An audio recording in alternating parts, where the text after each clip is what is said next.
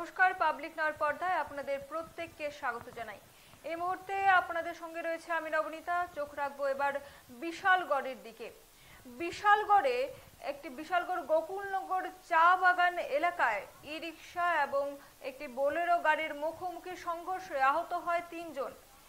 আহতরা বর্তমানে হাসপাতালে চিকিৎসাধীন।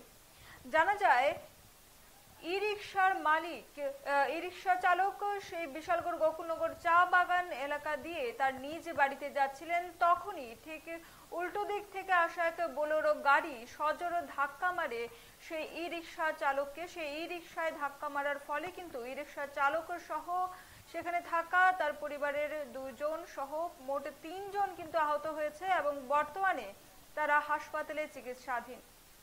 চলুন শুনি এই বিষয়ে সেই ই রিক্সা চালকের বক্তব্য। ওভারটেক করে গাড়ি ডাইরেক্ট ঘুরায় আমার পেছন দিয়ে গাড়ি পেছন দিয়ে আমার বাইক মানে আমি এদিকে আইতেছি সেকে করে দিকে আর হ্যাঁ এমনি আর একটা গাড়ি ওভারটেক করে হ্যাঁ জায়গা ঘুরাই গেছে গাড়িটা ঘুরায় আপনার পেছন দিকে পেছনের গাড়ি দিয়ে মারছে।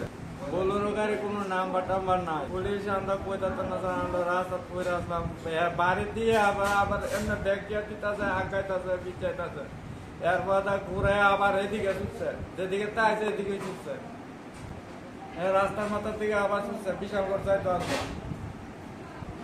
ধর 2 নম্বর না 1 নম্বর গাড়ির বাইপাসটা রাস্তাটা পুলিশ টুলিশ পয়তাতে না স্যার আমরা রাস্তা পরে আসলাম আমরা এদিকে লয়ে আসি।